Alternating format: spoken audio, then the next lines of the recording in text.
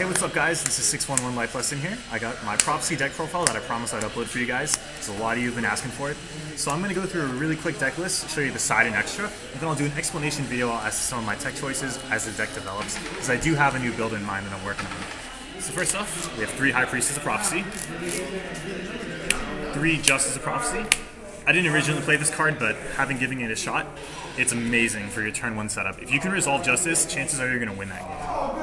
She also gets by Effect Veiler because it's an end phase optional effect, so you're passing priority to your opponent, and their Effect Veiler will expire, giving you a chance to activate the effect of Justice, which is really, really cool. And then 3 Blue Guy Prophecy, 2 Breaker the Magical Warrior, 2 Effect Veilers, 2 Trigodias, and 2 Maxis. Plenty of hand traps in this deck because you can easily build up hand advantage, and it's hard for some decks to play around hand traps. And then for the spellbooks, there are 3 Spellbook of Secrets and 3 Spellbook of Wisdom. Wisdom is an amazing card. Secrets is your searcher.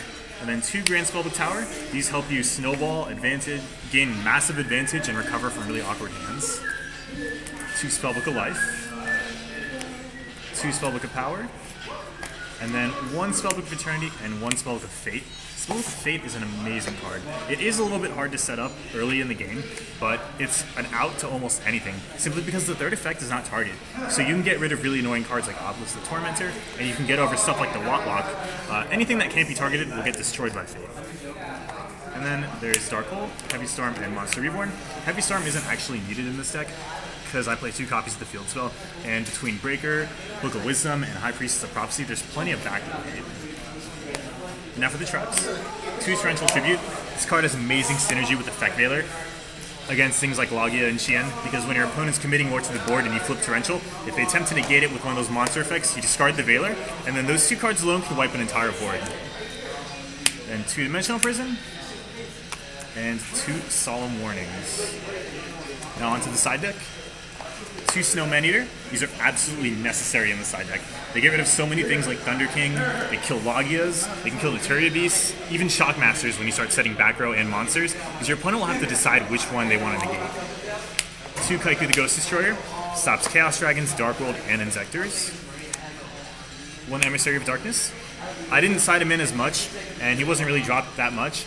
I think this is a better main deck choice with maybe 1 tower, because I'd always side out 1 tower to summon him against really, really aggressive decks like Chaos Dragons and Lightsworn. And then Soul Taker. This is for when you're going second against decks that like to play Thunder King. 3 Mystical Space Typhoon. This is for when you anticipate side choices such as Prohibition, Skill Drain, other field spells, anything that can really give you trouble. It's nothing wrong with having versatile spell and trap removal.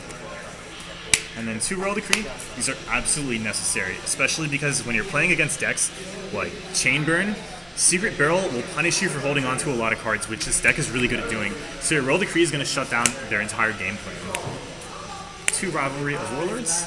This card is amazing against windups.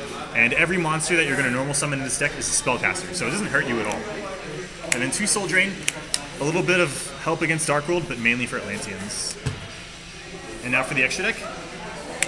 1 Tempo, the Percussion Division, and Maestroke, the Symphony Division, followed by Leviathan Dragon, Levier the Sea Dragon, Acid Golem, and Zen Maidens. Next up, Utopia, and Cowboy, one of my favorite cards right now. Then Gachigen Tetsu,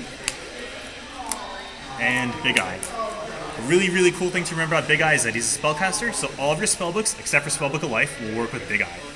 Be careful of Puppet Plant, because if somebody Puppet Plants your Big Eye and then steals your monster, you're pretty much done. And then for the Synchros, Hyper Librarian, which is also another spellcaster, Cataster, which is an out to a lot of really annoying cards, Arcanite and Black Rose. Sometimes you need the board clear, sometimes you need more controlled destruction and synergy with spellbooks. And then Scrap Dragon. So that's it for the deck profile. Thanks for watching. Like, comment, subscribe. Let me know what you think. We'll see you next time.